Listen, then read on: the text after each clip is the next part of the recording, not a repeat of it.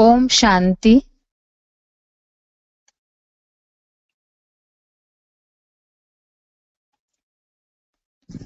आज के भगवत गीता श्लोक क्लास में कल जो बताया था व्यक्तिगत समस्याओं के लिए दूसरे अध्याय के श्लोकों के द्वारा समाधान।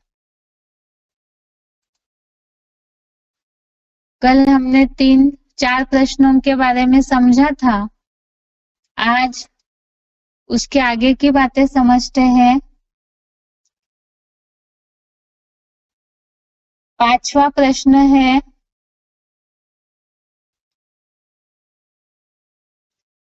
व्यसनों की गुलामी का कारण और उनसे सदा काल के लिए मुक्ति का रास्ता।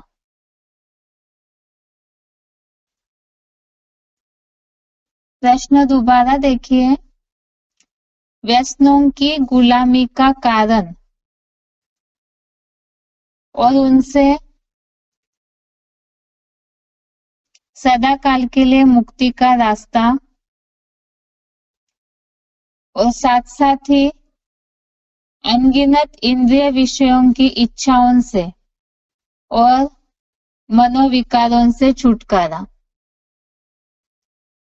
सबसे मूल बात तो है, आज दुनिया में भी सब लोग इस बात को जानते हैं कि व्यसन निर्माण होने का कारण क्या है। कहीं ना कहीं जो इसके पहले प्रश्न हमने देखा, जीवन में जिनको निराशाएं रहती है, सफलता नहीं मिली या कोई ना कोई पारिवारिक टेंशन, समाज में जिस तरह उनके साथ व्यवहार होता है उसका टेंशन, या तो जो इच्छाएं आकांक्षाएं उन्होंने रखी है वो पूरी नहीं होती है, तो उसके कारण ही, टेंशन के कारण कहीं ना कहीं लोग गलत मार्ग का अनुकरण करने लगते हैं, गलत रास्ता चुन लेते हैं, गलत संग कर लेते हैं, व्यसनों के अधीन हो जाते हैं। तो इसीलिए ही ये तो मूल है समस्या कि व्यसनों के गुलाम क्यों होते हैं दुनियावी लोग। और आज ऐसे है कि इसके लिए तो गवर्नमेंट भी प्रयास कर रही है कि लोग इस तरह से व्यसनों से मुक्त हो जाए, बुरी आदतों से छूटे। कई ऐसे परिवार हैं जो बिखर जा रहे हैं इन कमियों के कारण। बहुत सारी गवर्नमेंट भी कोशिश कर रही है, मेडिकल के तौर पे भी कोशिश की जा रही है, लेकिन मूल बात तो है व्यसनों के अधीन क्यों हो जाता है इंसान। इसे भगवत गीता के आधार से ही हम देखते हैं कि पहली बात तो व्यसनों के अधीन होने का कारण क्या है। गीता में दूसरे अध्याय का 60वां श्लोक, अध्याय 2 श्लोक नंबर 60, इसमें जो बात आई है कि बुद्धिमान पुरुष की अच्छे से मत डालने वाली इंद्रिया भी मन को बलपूर्वक खींच लेती है। सबसे पहले तो व्यक्ति कहीं ना कहीं गलत संग में फंस जाता है। सबके गलत रास्ता अपनाने के अलग अलग कारण हो सकते हैं, जिसके कारण वो गलत संग में, कई बार गलत संग में फंसने के कारण भी लोग व्यसनों के अधीन हो जाते हैं। कई बार मानसिक टेंशन के कारण अधीन हो जाते हैं, और कई बार जबरियन भी उनसे इस तरह के गलत काम करवाए जाते हैं। तो बातें तो सारी अलग अलग है, लेकिन मूल कारण इसका यही है। बुद्धि तो सभी के पास है। वैसे तो गीता में जो बुद्धि बोली हुई है कि इस दुनिया में तो बुद्धि किसी के पास है ही नहीं, तो सात्विक बुद्धि की बात है।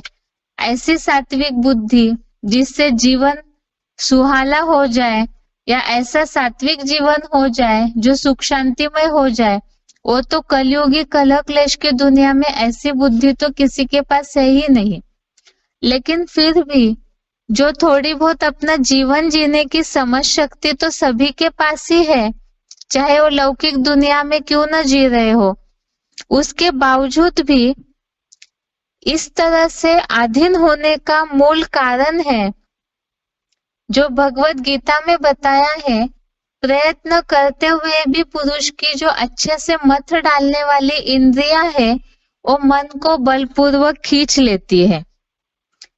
अर्थात जो भी इस तरह से अधीन हुए हैं, उन्होंने कहीं ना कहीं अपनी इंद्रियों को खुला छोड़ा है।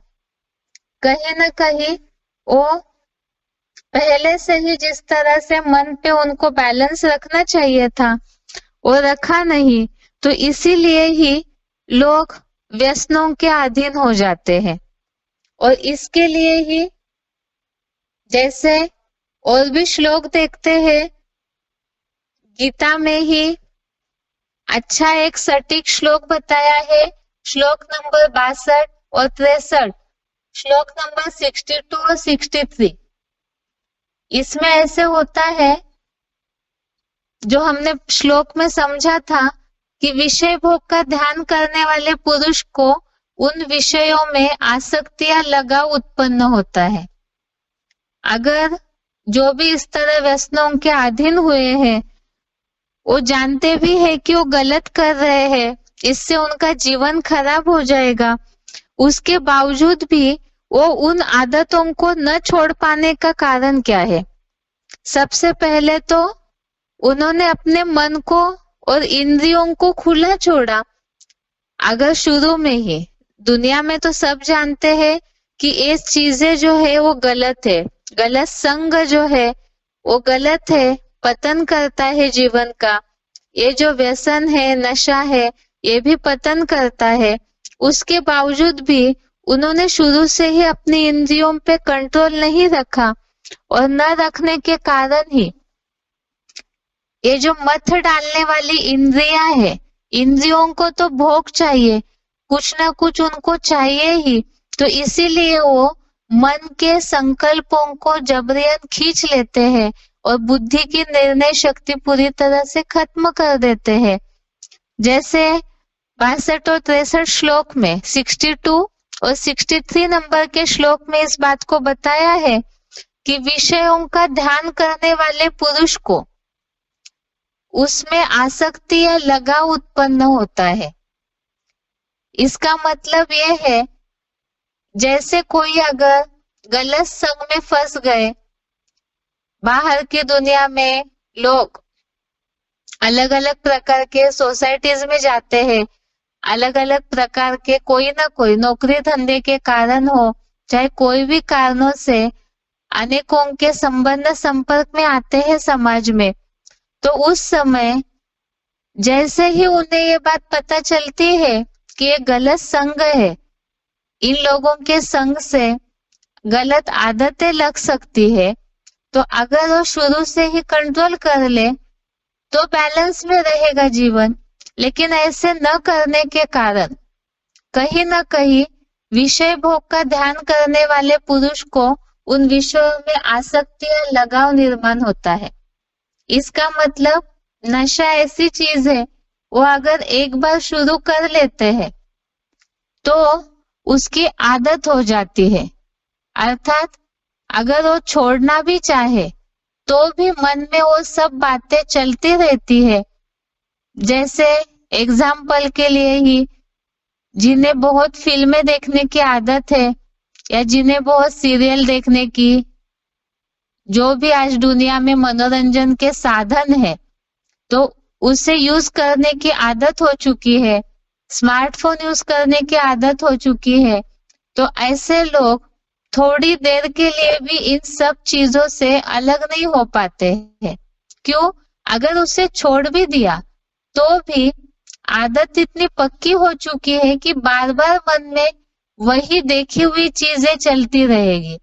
या तो फिर जिनके साथ बहुत सारी व्यर्थ बातें की है, गलत संग किया है इंद्रियों से, तो वो सब याद आता रहेगा और उसी से अटैचमेंट निर्माण होता है।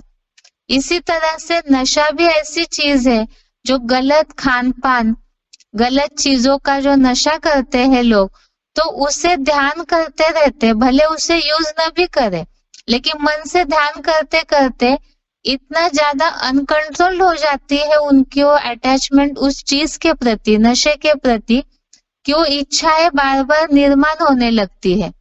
और जब वो इच्छाएं निर्माण होती है, उसकी पूर्ति नहीं हो पाती है, तब क्रोध आता है।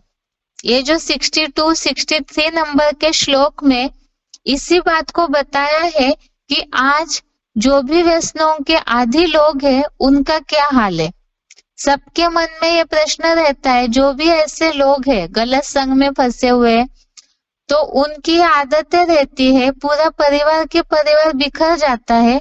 कारण यही है कि उनसे अगर उनकी आदतों को छुड़ाने की कोशिश की जाती है, तो वो बार बार उनके मन में वही सब बातें चलते रहती है, उसे वो मन से नहीं छोड़ पाते। अगर वो मन से उन बातों का त्याग करे, इस बात की गहराई को समझ करके, तब वही वो इच्छाएं निर्माण होना बंद हो जाएगा।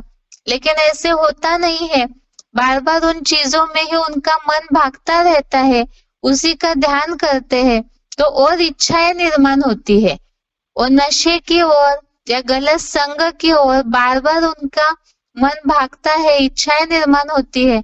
जब वो पूरा नहीं होता है तो क्रोध आता है। ये तो हमने सुना है, दुनिया में भी कहते हैं, मुरलियों में भी शिव बाबा ने बोला है कि क्रोधी अपने घर के बर्तन भी फोड़ने लगता है। और आज जो भी इस तरह से गलत आदतों में फंसे हुए लोग हैं, तो उनकी पारिवारिक स्थिति इसी तरह रहती है कि कहीं ना कहीं वो अनियंत्रित क्रोध जो है वो हिंसाचार पे उतर आते हैं। क्यों? क्योंकि जहाँ क्रोध आता है, क्रोध से मूढ़ता आती है और मूढ़ता के कारण स्मृति का नाश होता है। गुस्सा ऐसी चीज है जो व्यक्ति का पूरा होश आवाज खो देते हैं और उन्हें ये भी नहीं पता चलता है कि वो क्या कर रहे हैं, क्या नहीं कर रहे हैं।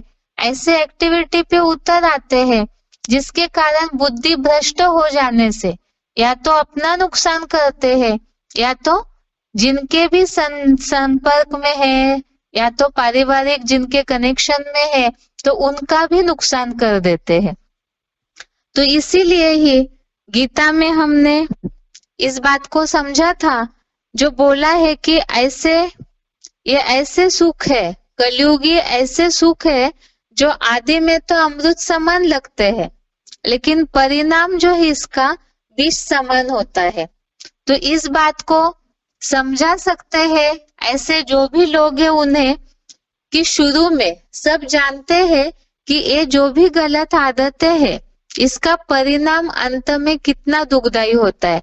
शुरू में तो वो जो भी टेस्ट लेते हैं उन्हें तो अच्छा लगेगा, पहली बार में भले ही वो ऐसे सोचते हैं, लेकिन गलत संग करने के कारण धीरे धीरे इच्छाएं निर्माण होने लगती है और फिर वो उसमें इतना डूब जाते हैं कि उन्हें उसी में ही सुख लेने लगते हैं, उसी को ही वो सुख समझते। लेकिन जिसे वो सुख समझ रहे हैं उसका परिणाम विष समान है। विष समान अर्थात ही विष अगर शरीर में जाता रहेगा रोज रोज, तो परिणाम उसका लास्ट में मृत्यु है।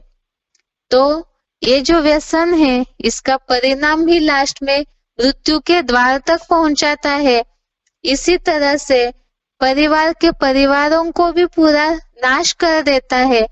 जो बताया कि गीता के आधार से ही कि इच्छाएं निर्माण होती है, विषय भोग का ध्यान करने वाले पुरुष को आसक्ति या लगाव निर्माण होता है, आसक्ति से कामनाएं निर्माण होती है, कामनाओं की पूर्ति न होने पर क्रोध उत्पन्न होता है और क्रोध से मूढ़ता आती है, मूढ़ता से स्मृति का नाश होता है, स्मृति नाश होने से बुद्धि भ्रष्ट होने से मृत्यु तक पहुंच जाते हैं।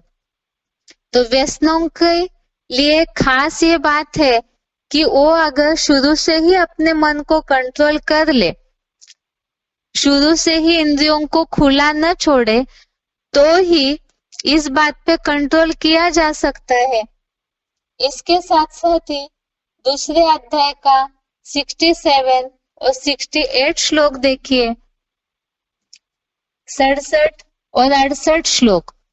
इसमें भी यही बात बताई हुई है कि चंचल मन जो है, इसमें जो बात बताई है, मन जो है विषय भोगों में विचरण करते हुए इंद्रियों का अनुसरण करता है और फिर वो वायु द्वारा पानी में तैरती नाव की तरह इस बेलगाम ये जो मन है वो बुद्धि को हर लेता है। अर्थात ही अगर बार बार वही आदतों के पक्के हो जाते हैं, इंद्रिया जो है बार बार उसी नशे के आदी हो जाती है, तो उसके कारण वो मन की जो चंचलता है वो इंद्रियों के साथ साथ ही बहने लगती है और वो बुद्धि की जो निर्णय शक्ति है, समझ शक्ति है, उसको भी हर लेता है। और जब इस तरह से हर लेता है तो उसके लिए निवारण भी होगा। भगवत गीता में ऐसे जो भी गलत मार्ग का अनुकरण कर रहे हैं उन सब के लिए निवारण भी दिया हुआ है।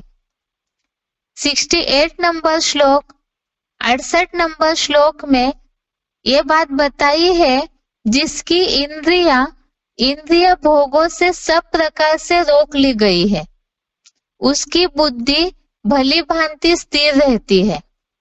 अब कोई सोचे कि हम अपनी गलत आदतों को भी करते रहे, नशा भी न छोड़े, गलत संग भी न छोड़े, जो भी गलत आदतें हैं, आंखों को लगी है, कानों को लगी है, कर्मेंद्रियों को लगी है, तो उन आदतों को भी हम न छोड़े और ऑटोमेटिकली हमारी मन बुद्धि स्थिर हो जाए, मन बुद्धि में सुख शांति की अनुभूति हो जाए, तो दोनों हाथों में सुख शांति की प्राप्ति, जिसे लोग दुनिया में कहते हैं दोनों हाथों में लड्डू लेना चाहते हैं, ये तो हो नहीं सकता।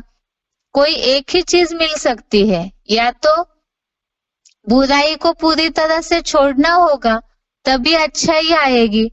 अगर कोई विष का घड़ा है, दूध का ही घड़ा हो, उसमें एक बूंद भी विष पूरे दूध को विषैला बना देता है, और यहाँ तो व्यसन जो है वो तो पूरा ही विष है।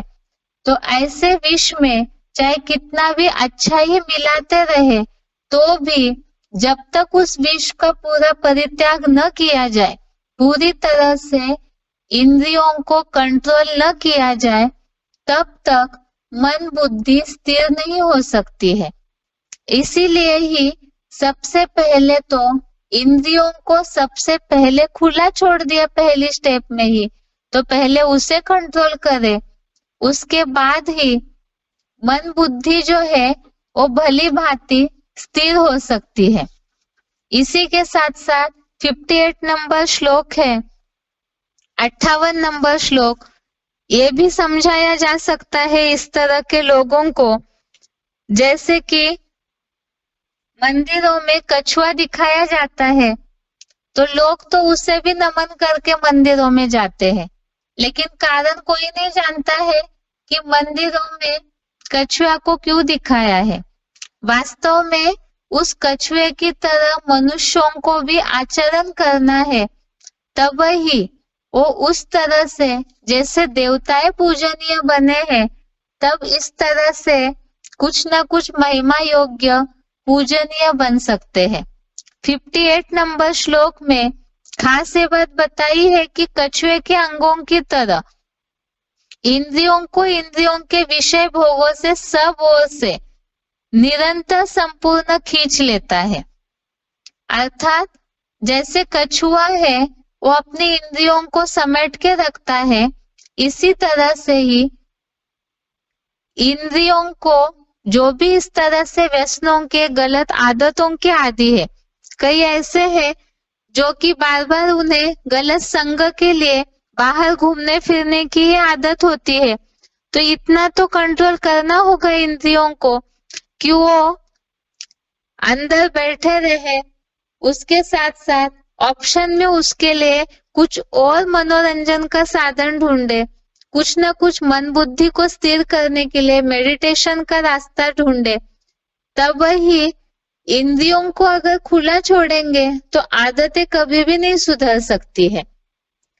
घोड़ा है, घोड़े का लगाम ही न पकड़ा जाए और सोचे कि घोड़ा हमें गड्ढे में न ले जाए, ये कैसे पॉसिबल है। इसी तरह से इंद्रिया जो है, जो हमने बेसिक कोर्स में इस बात को देखा है, ये बुद्धि जो है ये वास्तव में मालिक है। मन जो है वो लगाम की रस्सी है और इंद्रिया घोड़े है, और इंद्रिया जिस मार्ग का अनुसरण करती है, विषय भोगों का सेवन करती है, चाहे वो व्यसनों के आदी है, गलत खान पान के आदी है, गलत संग के आदी है, तो वो है इंद्रियों के चलने का रास्ता, उन घोड़ों के चलने का रास्ता। तो इसीलिए ही पहले तो इंद्रिया जो है अर्थात ये घोड़े है, इसे कंट्रोल करना है तो पहले इंद्रियों को चलने से रोकना होगा, और साथ साथ ही अरस परस ये दोनों बातें, मन बुद्धि भी साथ साथ ही इंद्रियों पे कंट्रोल करे, तो ये जब व्यक्ति खुद दृढ़ निश्चयी होगा, जो खुद इस बात से पछता रहे हैं कि हम गलत आदतों के आदी है, तो उन्हें खुद पहले कोशिश करनी होगी। डॉक्टर तो दवाई देते हैं, लेकिन उसे कहाँ तक खाना है, कितना अपने आप को ठीक करना है, ये तो पेशेंट के ऊपर है। इसी तरह से ही यहाँ पर जो भी इस तरह से गलत आदतों के आदी है, उन्हें पहले खुद इस बात का महत्व बुद्धि में रखना होगा, और तब ही वो अपनी इंद्रियों को कंट्रोल कर पाएंगे। और जब इंद्रियों को कंट्रोल कर लेंगे तभी कुछ न कुछ उन्हें बुद्धि की एकाग्रता की अनुभूति हो सकती है। इसी के लिए ही बताया कि ऐसे होता है कि आदतें छोड़ देते हैं, लेकिन मन से उन बातों को याद करते रहते हैं। जब मन से भी उन बातों को याद करेंगे बाद में, तो भी वो इच्छाएं बार बार निर्माण होने लगेगी, तो वो भी छोड़ना होगा। इंद्रिया भी उस गलत आदतों को यूज करना छोड़ दे, उसके बारे में सोचना भी धीरे धीरे कम करे, और साथ ही साथ ऑप्शन में जो गीता में बताया हुआ है कि मन बुद्धि की स्थिरता का उपाय यही है कि अगर उसके ऑप्शन में उन्हें अच्छी चीज मिल जाए, जो बुरी चीजें हैं उसके बदले अगर उन्हें अच्छा कुछ मिलता है, तब ही कुछ ना कुछ प्राप्ति की अनुभूति उनको होगी, जिसके लिए ही बताया हुआ है भगवत गीता में कि इस तरह से जिनकी मन बुद्धि कंट्रोल हो जाती है, जो भी ऐसे व्यसनों के आदी है, उन्हें भगवत गीता के आधार से देहभान और आत्मा में क्या अंतर है उसे समझाना होगा। और जब वो अपने मन बुद्धि को आत्मा स्टार में एकाग्र करने की कोशिश करेंगे, ये तो ज्ञान में चलने वालों का भी अनुभव होगा कि जब पहली बार ज्ञान में आते हैं तो शुरू में जो आत्मा समझने की प्रैक्टिस जिन्होंने जैसी की होगी, जो मुरलियों में शिव बाबा ने बोला है कि फाउंडेशन में ही जिन्होंने आत्मा का फाउंडेशन पक्का किया होगा, तो उनकी पुरुषार्थ की बिल्डिंग भी अच्छी हो जाती है।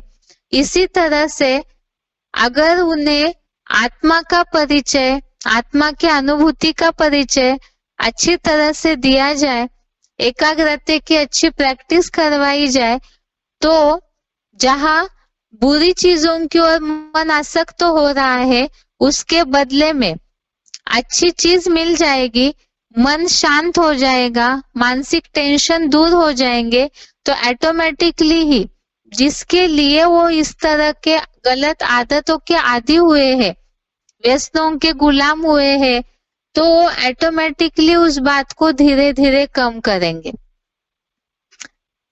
इसके लिए जरूरी है, जैसे कल भी हमने समझा था कि किसी को पहाड़ चढ़ना है तो जिसे चढ़ना है मेहनत उससे ही करनी होगी। लक्ष्य ऊंचा लिया है तो उसके लिए मेहनत भी करनी पड़ती है। इसी के लिए ही भगवत गीता में जो बताया है कि परमार्थ को देख करके ऑटोमेटिकली ही इंद्रियों के भोगों में जो आसक्ति है वो हट जाती है।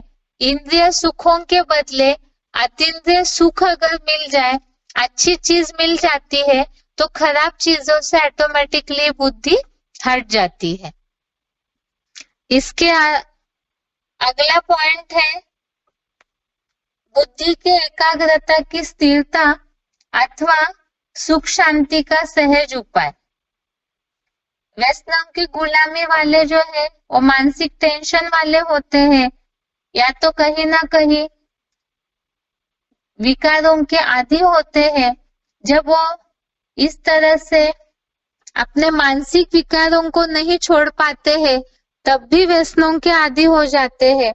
और इन सब बातों से छुटकारे के लिए ही खास बुद्धि की एकाग्रता, बुद्धि की स्थिरता और उसकी सुख शांति का उपाय उन्हें बताना, क्लियर करना जरूरी है। उसे अभी समझते हैं।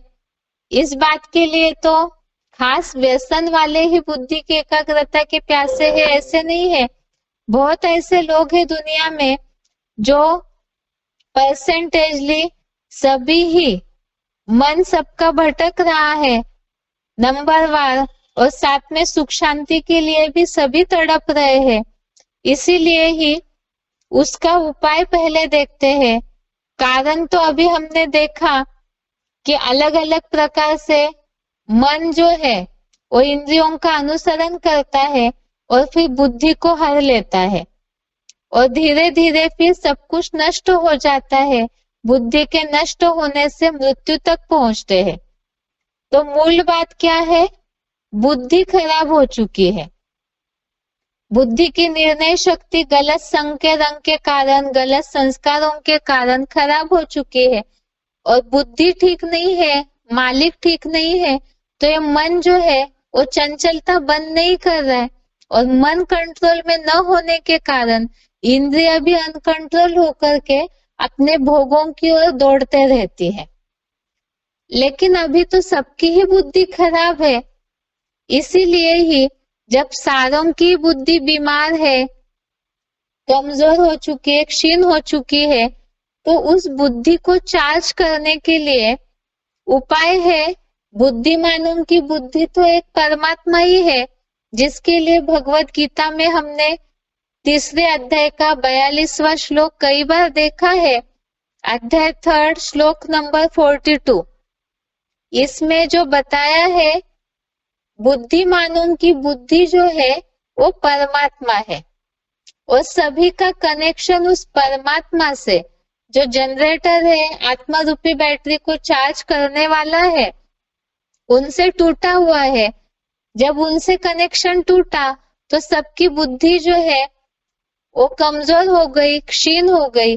बुद्धि कमजोर होने से मन कमजोर हुआ, मन के कमजोर होने से इंद्रिय अपनी चंचलता विषय भोगों की ओर दौड़ रही है। और जीवन सभी का ही आज इस तरह से देहभान रूपी मिट्टी में इतना धंसा हुआ है कि चाहते हुए भी मनुष्य उससे ऊपर नहीं उठ पा रहे। इसके लिए क्या जरूरी है? जैसे व्यसन वालों के मन शांति के लिए बताया कि मेडिटेशन करना जरूरी है। अब दुनिया में तो बहुत ऐसे उपाय है जो कि प्राणायाम करते हैं, सांस प्रश्वास की प्रक्रिया के द्वारा एकाग्रता की कोशिश करते हैं, लेकिन वो तो केवल अल्पकाल के उपाय है। जब तक सही रीति से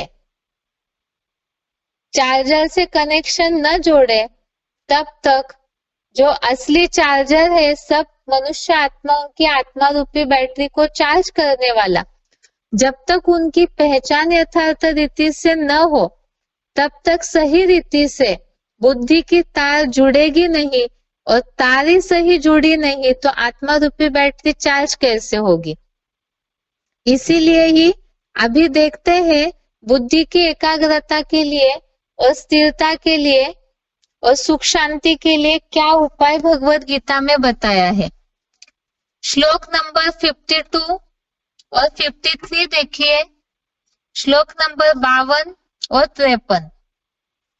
इसमें खास कारण बताया है मन बुद्धि भटकने का। पहले तो अस्थिर क्यों हुई, मन बुद्धि की एकाग्रता भंग क्यों हो गई, उसे पहले जानना जरूरी है और उसके बाद ही उसकी स्थिरता का उपाय समझ सकते हैं। जैसे बताया अभी अभी कि बुद्धि का जो दाता है, बुद्धिमानों की बुद्धि भगवान, उनसे कनेक्शन टूटा हुआ है और जब उनसे कनेक्शन टूटा तो अनेक मतों में भटकने लगे।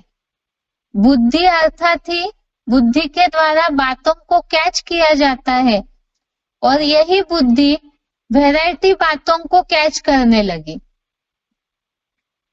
और इसके कारण जब मन बुद्धि वैरायटी बातों को कैच करते करते मिक्सचरिटी हो गई और ऐसी मिक्सचरिटी के कारण ही दुख अशांति बढ़ने लगी, मानसिक टेंशन बढ़ने लगे, क्योंकि अनेकों की बातों को बुद्धि में रखने के कारण क्या करना चाहिए क्या नहीं करना चाहिए, किसका सुने, ये सब बातों में मन उलझता रहा। दुनिया में इन सब बातों के लिए बहुत सारी कहावतें हैं, बहुत सारी कहानियां भी बताई जाती है। जो बचपन से ही एक कहानी तो बहुत फेमस बताई जाती है कि गांव से जब दो लोग गुजर रहे थे गधे को लेकर के, तो लोगों ने कहा कि गधे को ऐसे खाली क्यों चला रहे हैं, उस पे कोई बैठ जाओ। तो जब एक व्यक्ति बैठा तो भी लोगों ने सुनाया, वो उतर के दूसरा बैठा तो भी लोगों ने सुनाया, दोनों गधे पे बैठे तो भी लोगों ने सुनाया। तो ये दुनिया की रीति है, कुछ भी करते रहे तो भी लोग बोलते ही रहते हैं, क्योंकि आज की दुनिया टुंडे टुंडे मतिर भिन्न में उलझी हुई है। इसी के लिए ही भगवत गीता में 52 और 53 नंबर का श्लोक, 52 और 53 नंबर का श्लोक बताया है कि तेरी बुद्धि सुनी सुनाई बातों के मोह रूपी कीचड़ को पार करेगी, तभी तू परम वैराग्य को प्राप्त करेगा। तो ये सुनी सुनाई बातों के लिए आज की दुनिया में तो ये सब बातें हैं, ढेर सारी मीडिया के चैनल्स खुले हैं, ढेर सारे वैरायटी शास्त्र है, बहुत सारे आज देहधारियों के द्वारा बनाई हुई किताबें हैं, वैरायटी प्रकार की दुनिया की जानकारी देने वाली अनेक गुरुओं की मतें हैं। तो इन सब बातों में बुद्धि फंस गई, इसका सुना उसका सुना, ये सब करते करते वैरायटी बातों में बुद्धि फंस गई। और जब तक इस कीचड़ से, ऐसे भी होता है लोगों को अगर भगवान का परिचय दिया जाए तो लोग इतना आसानी से मानना नहीं चाहते, सोचते हैं, बहुत ऐसे लोग हैं दुनिया में जो सोचते हमने जो गुरु किया उन्हें छोड़ेंगे, उसके अलावा और कोई बात अगर हम सुनते हैं तो पाप लगेगा। तो ऐसी वैरायटी प्रकार की बातों में जो लोगों की बुद्धि भ्रमित हुई पड़ी है, जब तक इस मोह रूपी कीचड़ से बुद्धि न निकले तब तक वैराग्य की अवस्था प्राप्त नहीं हो सकती है। अर्थात जब तक उससे डिटैच नहीं होंगे, कोई दलदल में ही फंसा हुआ है, उसे निकालने की कोशिश की जा रही है लेकिन वो खुद ही नहीं निकलना चाहता है, तो दलदल तो वो जो कीचड़ है वो तो लगता ही रहेगा और सुख शांति की अनुभूति होगी नहीं। तो इसीलिए उस कीचड़ से निकलना होगा, तभी वैराग्य की अनुभूति हो सकती है। इसी तरह से 53 श्लोक में भी ये बात बताई है कि अनेक श्रुतियों से भ्रमित बुद्धि हुई है, ढेर सारे वैरायटी शास्त्रों जिससे किसी को सदगति नहीं मिली है। तो ऐसे जब तेरी श्रुतियों से भ्रमित बुद्धि परमात्मा की स्मृति में अविचल स्थिर होगी, तब ही योग को पा लेगा। योग को पाना अर्थात मन बुद्धि तभी ही एकाग्र हो सकती है। और इसी के लिए ही जरूरी है कि ये वैरायटी बातों से बुद्धि पहले, अनेक जो मतों में बुद्धि फंसी हुई है उसे पहले लोग निकालने की कोशिश करें। तो इसे तो अभी तक हमने श्लोकों को बहुत डिटेल में समझा है, उस आधार से समझाया जा सकता है कि किस तरह से बुद्धि फंसी हुई है लोगों की वैरायटी बातों में। साथ साथ ही 59 नंबर श्लोक, 59 नंबर श्लोक भी देखिए, जिसके लिए बताया कि जब विषय भोग त्यागी देहधारी पुरुष के भोग विशेषता हटते हैं, लेकिन रस लेने की आसक्ति नहीं हटती। इस राजयोगी की तो आसक्ति भी परमार्थ को देखकर पूरी ही हट जाती है। अर्थात दुनियावी सुखों में, दुनियावी बातों में बुद्धि अटकी हुई है। वो अटकी हुई बुद्धि कब निकलेगी? जो बताया कि राजयोगी की परमार्थ को देख करके बुद्धि हट जाती है। माना जब ये पता चल जाए, जैसे लौकिक दुनिया में भी ऐसे होता है कि लोग एक जगह मार्केटिंग कर रहे, जब ये पता चले दूसरे मार्केट में उससे भी अच्छी चीज मिल रही है तो उधर चले जाते हैं। यहाँ तो खास है कि ढेर सारे लोगों को भगवान समझ करके सुख शांति के लिए माथा टेकते रहे। जब ये बात बुद्धि में आ जाए कि असली भगवान जो है उनका कार्य साकार में चल रहा है और उनके द्वारा मन बुद्धि की एकाग्रता जब एक जगह टिक जाए तो उससे ही सुख शांति की अनुभूति हो जाती है। ये बात जब लोगों की बुद्धि में एक बार के लिए भी अनुभूति हो जाए, जो बोला हुआ है कि इस कर्म योग का अल्पांश भी महान भय से रक्षा करता है, तो इस तरह से अगर कुछ समय के लिए भी वो इस बात की, मन की एकाग्रता की अनुभूति कर लेते हैं तो ऑटोमेटिकली ही दुनियावी जो बातों में उनकी बुद्धि फंसी हुई है और निकल जाएगी।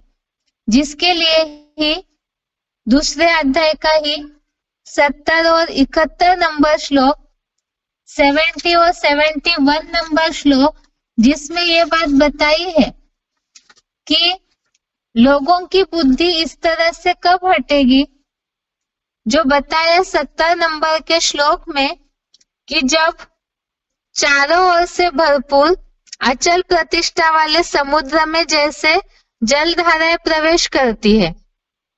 70 नंबर के श्लोक का सार सिर्फ देखते हैं, जो उसमें हमने समझा था कि जहां तुझे पाके जहान पा लिया, जमीन तो जमीन आसमान पा लिया, अर्थात एक भगवान मिलने मात्र से ही सारी इच्छाएं उसमें पिरोहित हो जाती है। जब इस तरह से लोगों की बुद्धि में भावना बैठ जाएगी, तब ही बुद्धि की एकाग्रता के लिए एक ठिकाना मिल जाएगा। लोगों की बुद्धि एकाग्र इसलिए नहीं है क्योंकि वो ठिकाना ढूंढ रही है, कोई स्थान ढूंढ रही है जहाँ टिक के एक के अग्र होके, एक के सामने रख करके बुद्धि जब स्थिर हो जाएगी तब ही सुख शांति मिल सकती है। 70 नंबर के श्लोक में भी यही बात बताई हुई है कि जब बाप भगवान मिल जाता है तो सब कुछ मिल जाता है, और जहां सारी इच्छाएं ऑटोमेटिकली ही समाप्त हो जाएगी, जहां अनेक प्रकार की इच्छाएं हैं वहां सुख शांति नहीं मिल सकती। जब वो इच्छाएं एक जगह टिक जाएगी तब ही ऑटोमेटिकली आत्मा शांति को पा लेती है। और उसके साथ साथ ही दूसरा 71 नंबर श्लोक, उसमें ये बात बताई है कि जो पुरुष सारी कामनाओं को यहाँ ही छोड़कर लालसा रहित, ममताहीन, निरंकारी भाव का आचरण करता है, वो भी परम ब्रह्म की शांति को पा लेता है। अर्थात 5 विकारों को जब छोड़ देंगे, अर्थात ये जो बंधन है अनेक प्रकार के विकारों के, और उसके साथ साथ उनके ही छोटे रूप है, ईर्ष्या, द्वेष, घृणा, बहुत वैरायटी रूप है 5 विकारों के। तो सारी बातों से जब व्यक्ति निकलने की कोशिश करेगा, ज्ञान जितना जितना बुद्धि में भरता जाएगा और इससे जब व्यक्ति निकल जाएगा तो ऑटोमेटिकली उन्हें शांति की प्राप्ति हो सकती है। तो ये है बुद्धि की एकाग्रता का। पहले तो अस्थिरता की बात देखी, अनेक बातों में बुद्धि फंसी हुई है, उसे पहले निकालना होगा। एक जो बुद्धिमानों की बुद्धि है उसके आगे जहां बुद्धि को टिकाएंगे, स्थिर करेंगे तो ऑटोमेटिकली सुख शांति जो है उसकी अनुभूति हो जाएगी। अगला प्रश्न है अनेक प्रकार के भय से मुक्ति।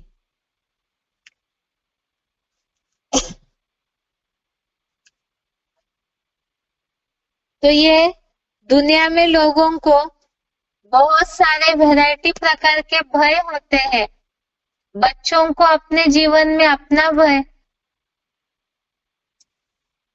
गृहस्थियों को अपने वैरायटी प्रकार की पारिवारिक समस्याओं का भय, कोई आज रास्ते चलते जाता भी है तो सबको ये भय है कि आज इतनी ज्यादा जनसंख्या बढ़ी है, ट्रैफिक बढ़ा है, तो उसके चलते लोगों को एक्सीडेंट का भय। सबसे बड़ा भय तो है दुनिया में मृत्यु का भय।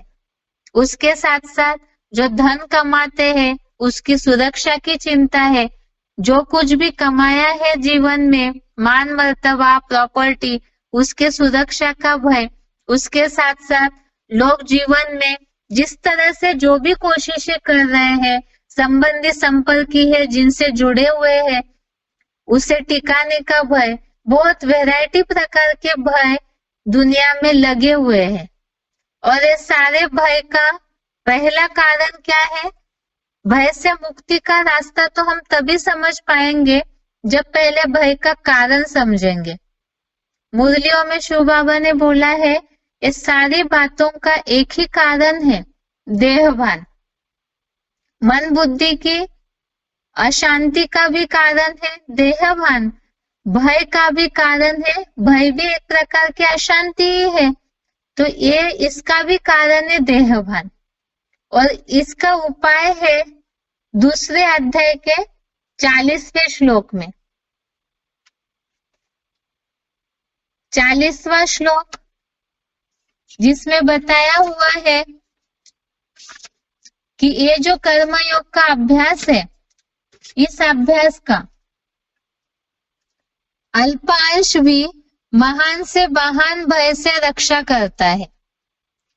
तो यहाँ पर दुनिया में लोगों को चाहे बहुत प्रकार के कितने भी भय सताते हो, लेकिन जहां पर देहभान के कारण भय आ रहा है, तो जब इसी से ही अपने को आत्मा समझने की प्रैक्टिस करेंगे, तो केवल अपने को आत्मा समझने की प्रैक्टिस से ही सार नहीं होगा, तो जो भय को मुक्ति दिलाने वाला है परमपिता परमात्मा, उनसे बुद्धियोग जितना जुड़ा रहेगा, तब ही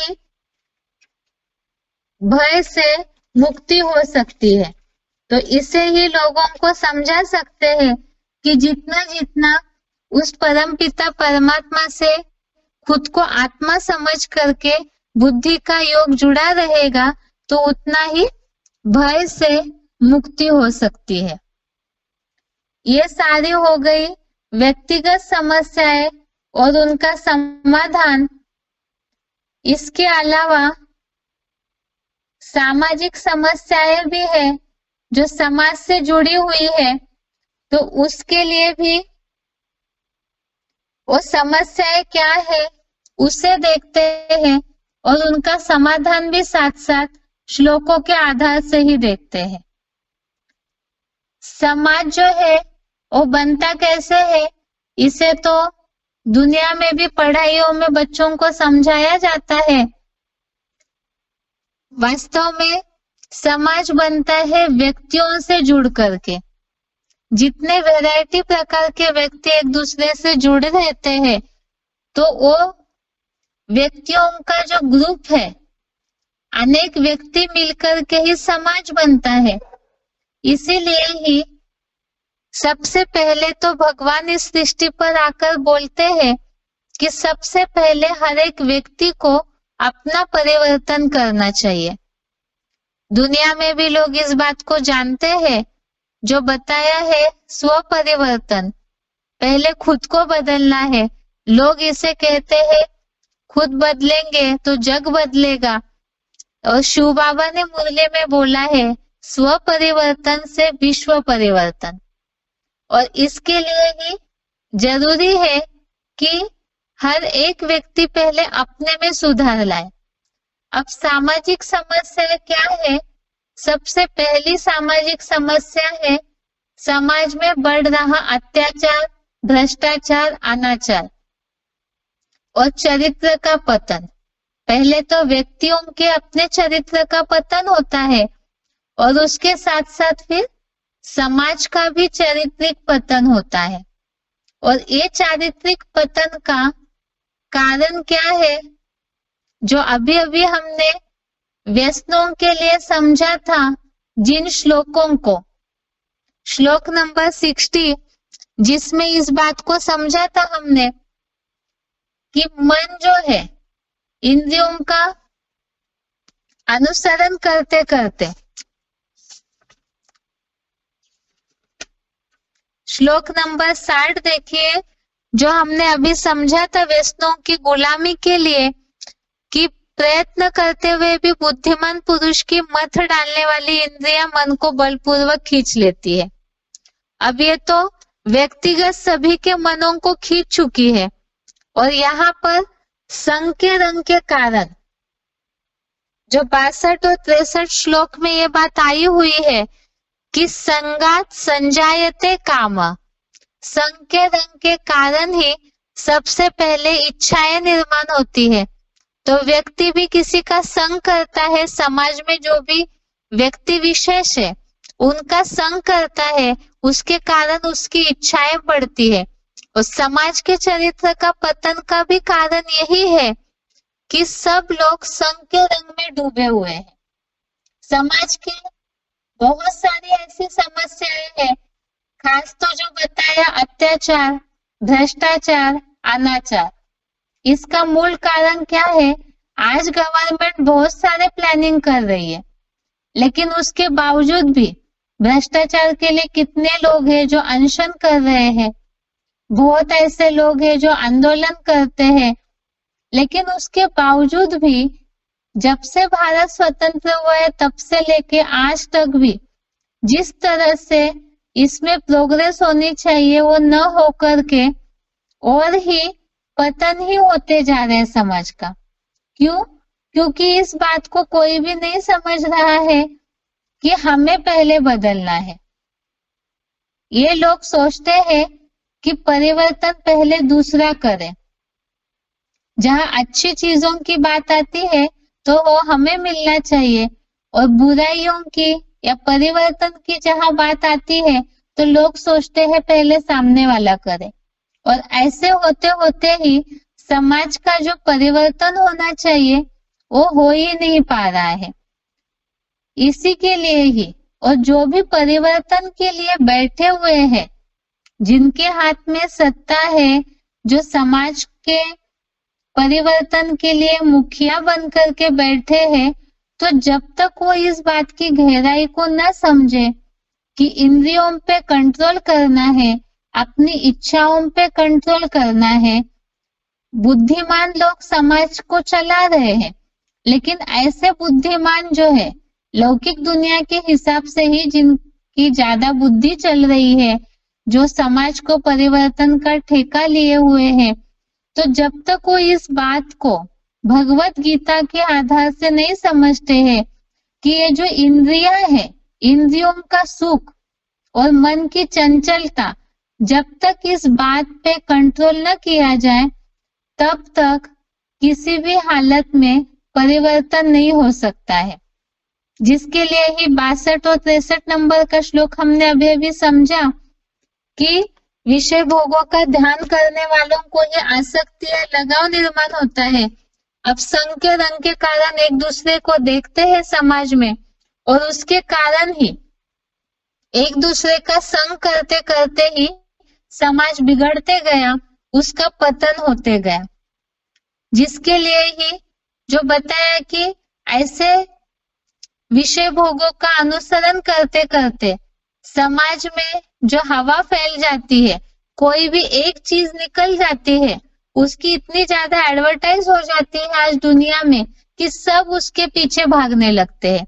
मन दौड़ता है, एक दूसरे से कंपैरिजन करने लगते हैं कि ये सुख सुविधा की चीज इनके पास है तो हमें भी होनी चाहिए। ऐसे करते करते वो चीज भले गलत हो, जिसका प्रभाव जीवन पे गलत पड़ रहा हो, एग्जाम्पल के लिए ही मोबाइल है, स्मार्टफोन आज इतना ज्यादा सब यूज करने लगे हैं कि सब यही सोचते हैं कि हमारे हाथ में भी दुनिया होनी चाहिए। और ऐसे करते करते ही चारित्रिक मानसिक पतन होते जा रहा है। लेकिन लोग उसके लिए नियंत्रण करें हम अपने आप को। जब सभी इस बात को समझेंगे तब ही कुछ परिवर्तन हो सकता है, जिसके लिए उपाय भी पहले ही हमने देखा है 68 और 58 नंबर श्लोक कि पहले तो इंद्रिय भोगों से सब ओर से रोक ली जाए। जब इस तरह से सभी इस बात की कोशिश करेंगे, रोकने की कोशिश करेंगे, तब ही बहुतों ने जो भी इस भगवत गीता क्लास से जुड़े हुए हैं, दशहरे के लिए जो वीडियो निकला था उसमें रावण के लिए जो बातें बताई थी कि ये जो इंद्रियों के सुख है, जैसे रावण साल प्रति साल बढ़ते जाता है, उसका रूप बड़ा ही होते जा रहा है। अब सदियों से, कई सालों से नहीं, कई सैकड़ों वर्षों से रावण की प्रतिमा को जलाते जा रहे, तो अब तक भी वो भस्म क्यों नहीं हो रहा है, बड़ा ही क्यों हो रहा है सालों साल?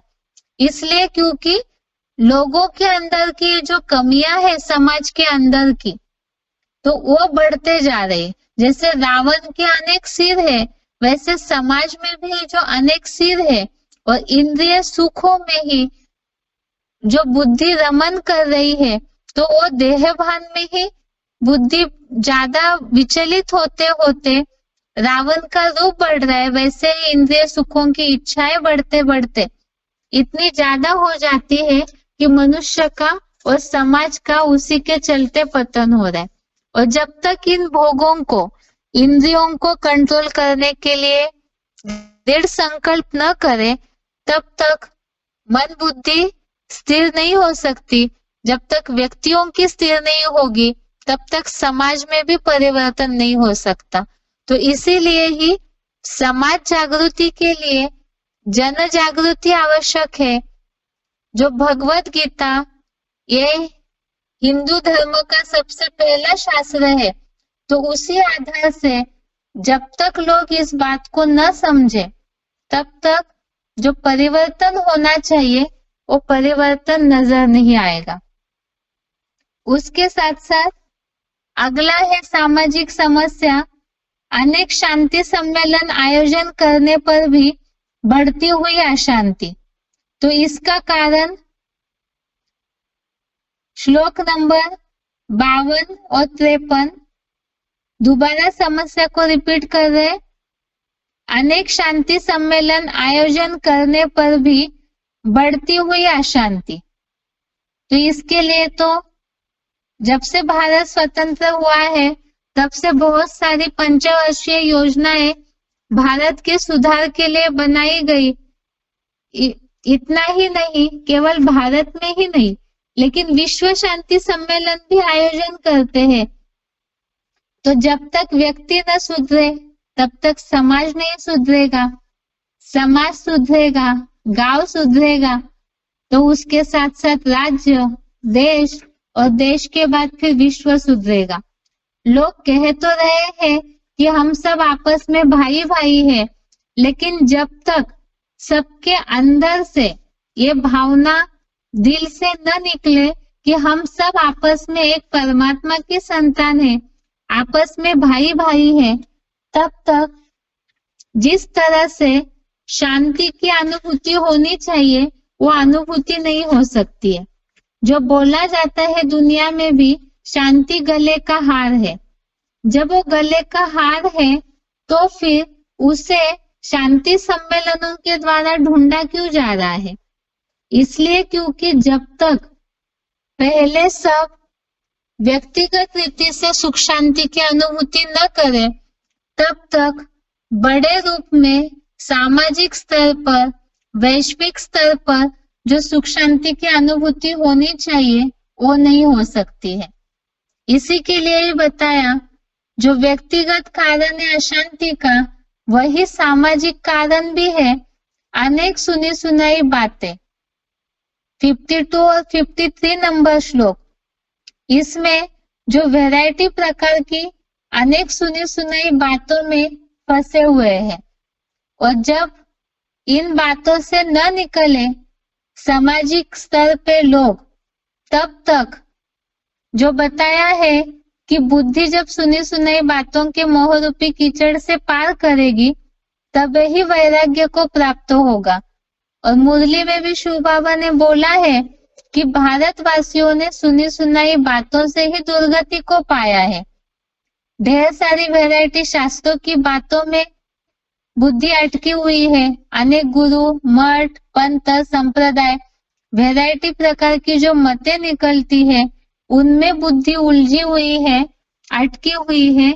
जब इससे निकलेगी तब ही शांति की महसूसता हो सकती है सामाजिक स्तर पर, जिसके लिए ही 70 और 71 नंबर का श्लोक बताया कि चारों ओर से सब अपनी इच्छाओं को एक दूसरे में उलझा करके रखे हैं।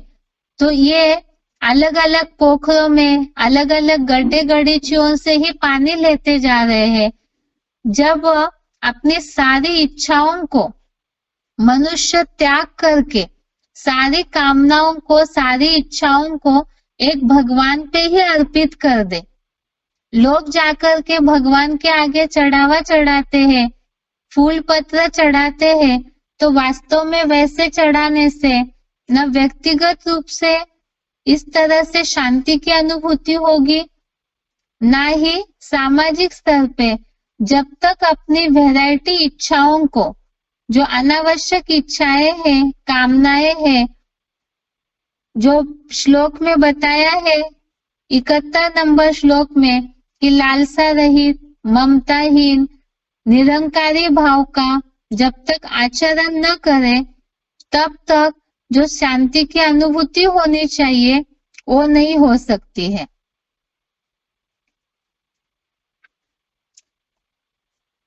उसके साथ साथ तीसरी समस्या है पाश्चिमात्य विद्या व संस्कृति का बच्चों और युवा वर्ग पर अत्यधिक प्रभाव और भारतीय संस्कृति व संप्रदाय का लोप। इसका सार बताते हैं, दुनिया में आज भौतिकवाद बढ़ चुका है, आध्यात्मिकता का और नैतिकता का पतन हो चुका है। दुनिया में आज भौतिकवाद बढ़ चुका है और आध्यात्मिकता का और नैतिकता का पतन हो चुका है। तो इसका खास कारण क्या है? आज लोग, बहुत से माता पिता है जो परेशान है इस बात से, क्योंकि उनके जो बच्चे हैं वो कोई भी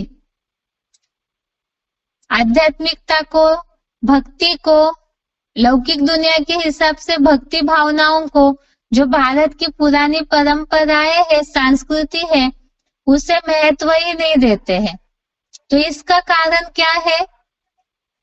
इसका कारण मूल तो है कि बचपन से ही बच्चों के ऊपर माता पिता ने नियंत्रण नहीं रखा। ऐसे भी कई बच्चे होते हैं जो बचपन से ही बहुत सुशील संस्कार वाले होते हैं, शुरू से ही उनको इस बात में ध्यान नहीं दिया गया। इसी के कारण ही आज की जो युवा पीढ़ी है, जो बाल अवस्था से ही उनपे कोई मिट्टी का मटका है तो उससे कुम्हार पहले से ही हाथ लगा करके आकार देता है। अगर बड़ा होते होते वो मटका आधा बन गया, फिर सोचे उसे आकार दे, तो उसे आकार कैसे दे पाएंगे?